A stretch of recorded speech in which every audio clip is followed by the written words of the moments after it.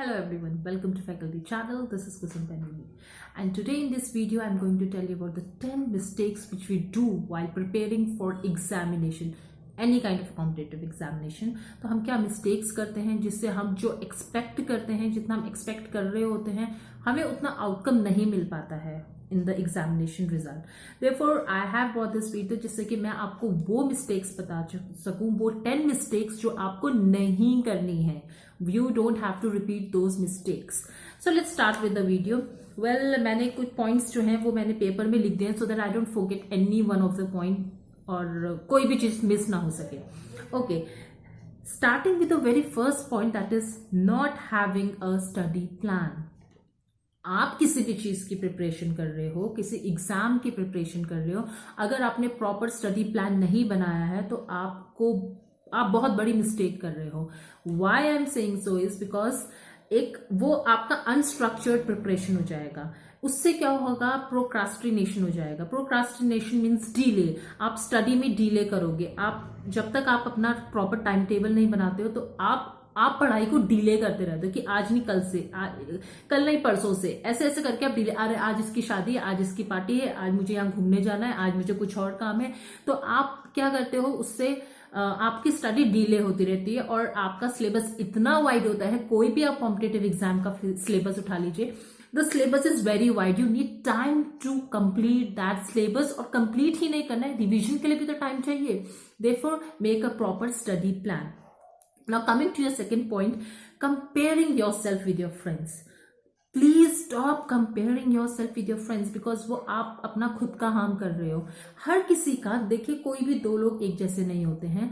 May be मैं आपका friend की जो लर्निंग पेस है वो आपसे बेटर है, वो जल्दी चीजों को समझ लेता है, आपको थोड़ा लेट समझ में आता है. बट इससे डिमोटिवेट नहीं होना चाहिए. आप ये मत देखिए कि उसने इतना सिलेबस कवर कर लिया, मैं नहीं कर पा रहा हूं इतना syllabus cover.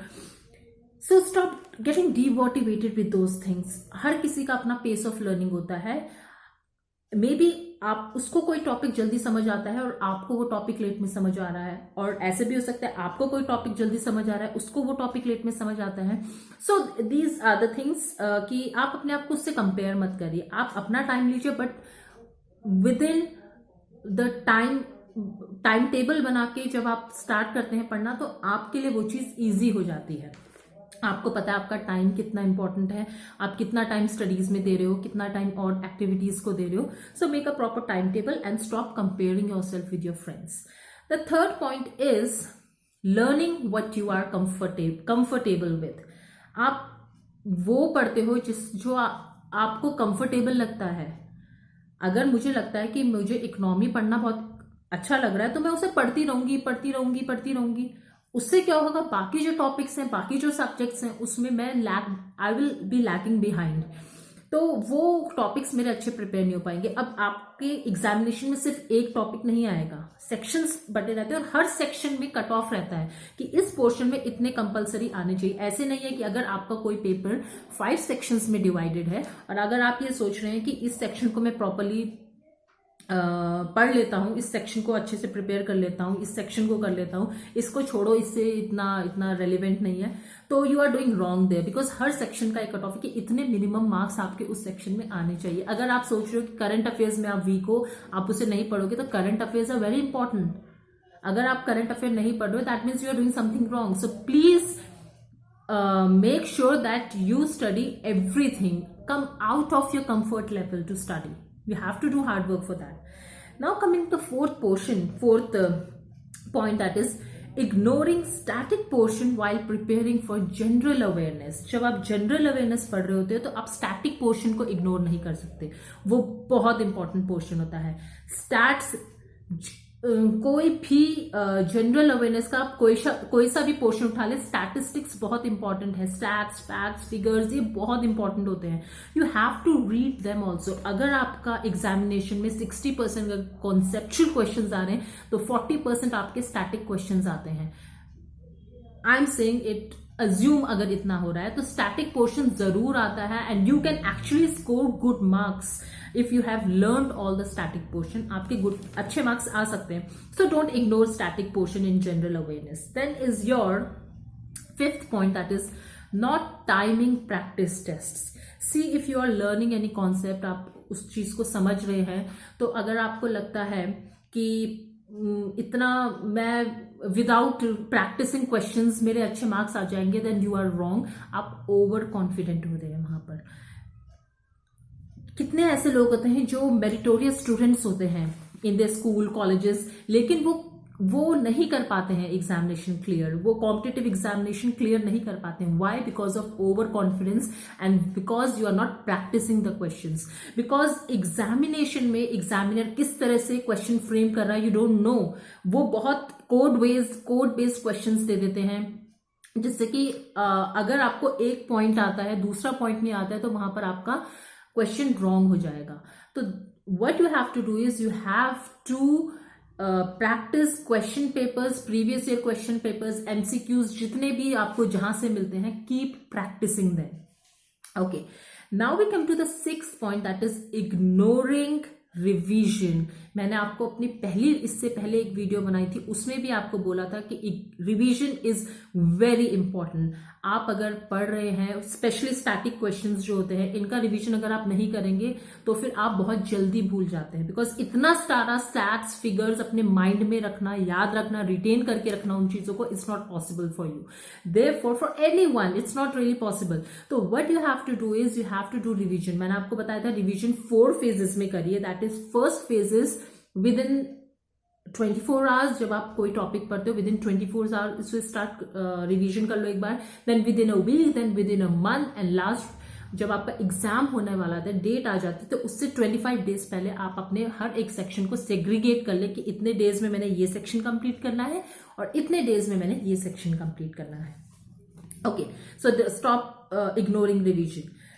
7th point here is your quantitative study. आप लोग क्या करते हो? क्वांटिटेटिव स्टडी करते हो. That is you count the hours you are studying. मैंने आज 9 आवर्स पढ़ाई कर ली, मैंने आज 8 आवर्स पढ़ाई कर लिया, मैंने आज 12 आवर्स पढ़ाई कर लिया. What are you doing with those quantitative study? You have to do qualitative study. Quality study में क्वालिटी लाओ अपनी. जब आप कोई भी चीज पढ़ते हो तो उसको समझो. सिर्फ रीड नहीं करना है आपको. आज अगर आप अपने स्पेंड कर रहे हो पढ़ाई में, तो वो गलत है अगर आप वो चीज समझ नहीं रहे हो आप जो पढ़ रहे हो. बिकॉज एग्जामिनेशन में ये नहीं पूछा जाएगा कि आपने कितने आवर्स पढ़ा है. They will ask you the concepts, they will ask you the stats. So please do qualitative study and not quantitative study. The next 8th point is your irregular sleep hours. It is very important that you take sufficient sleep. आपके irregular sleeping hours यहाँ पर हो जाएंगे कि कई बच्चे होते हैं, I think ये ट्रेंड बन गया है आजकल, that you are sleeping late night पढ़ रहे हो. What you are harming your body or harming your mind. आप अपने दिमाग के साथ खेल रहे हो, अपनी बॉडी के साथ खेल रहे हो. See, the best time to study, अगर आप पढ़ना ही चाहते हो, शांति चाहिए आपको पढ़ने में, then wake up early in the morning. सबसे अच्छा टाइम आपके लिए अर्ली मॉर्निंग होता है. बिकॉज क्या होता है, देखिए अगर आप लेट नाइट पढ़ रहे हैं ना, तो आपके माइंड में ऑलरेडी पूरे दिन भर का इतना रहता है दैट आप बहुत माइंड को रेस्ट नहीं मिल पाता है. तो लेकिन जब आप मॉर्निंग में स्टडी करते हो, then you take a proper sleep. आप स्लीपिंग आवर्स अपने प्रॉपर लेते हो, एक प्रॉपर स्लीप लेते हो, और उसके बाद जब आप उठते हो तो आपका माइंड फ्रेश रहता है. और जब आप मॉर्निंग का जो पढ़ते हो, दैट वो बहुत देर तक रिटेन रहता है, आप वो चीजें याद रहती हैं आपको. So please fix your study hours, fix your study time, and take sufficient adequate sleep which is needed for your body and your mind.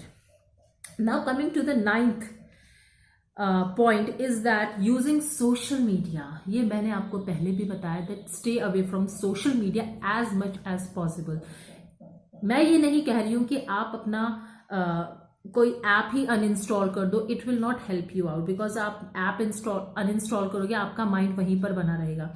What you have to do is you have to fix your time. कि अगर पूरे दिन भर में आप इस time पे पढ़ोगे, पूरे दिन भर में अगर आपने सपोज शाम के 4 बजे का टाइम रख ले कि 4 to 4:30 I will give my time in social media.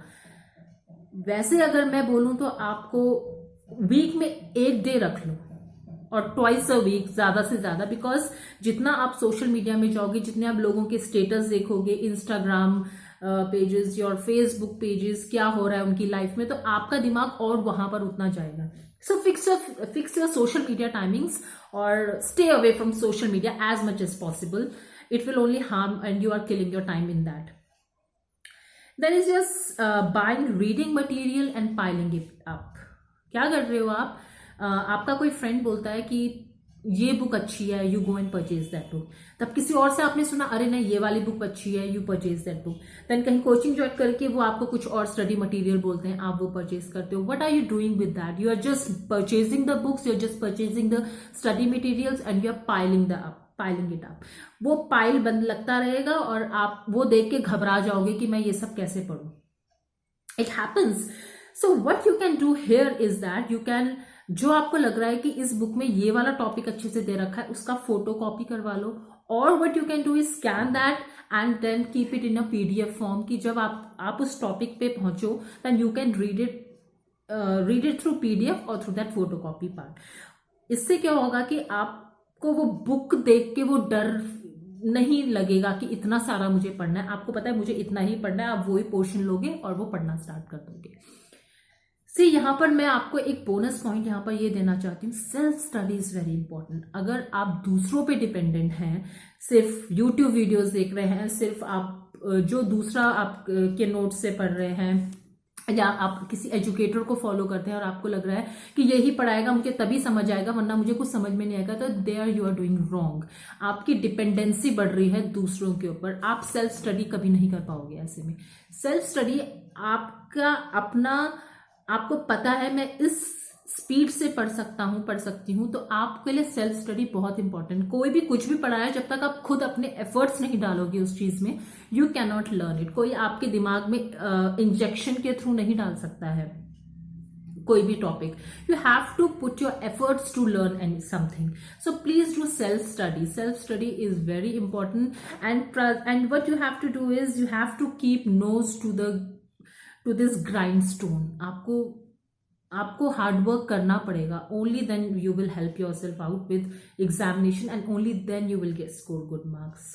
So these are some of the points. कुछ मिस्टेक्स, 10 मिस्टेक्स आर दीज, जो कि आप मोस्टली लोग करते हैं. मोस्टली जो भी एस्पिरेंट्स होते हैं, they do these mistakes which really they regret doing these things later, because time नहीं रहता है उसके बाद. So please stop doing these mistakes and keep yourself motivated and don't see what others are doing. Please learn with your own pace of learning. Okay, then this is for now. I'll take your leave and hope you score good marks and watch my videos so that you can actually know कि क्या पढ़ना है, कैसे पढ़ना है. And I will bring more such videos जिसमें मैं आपको बताऊंगी कि क्या स्टडी मटेरियल आप यूज कर सकते हैं पढ़ने के लिए और क्या चीजें नहीं करनी चाहिए, क्या चीजें करनी चाहिए. Dos and don'ts when you are doing your examination preparation. Thank you so much. Take care everyone. Bye bye.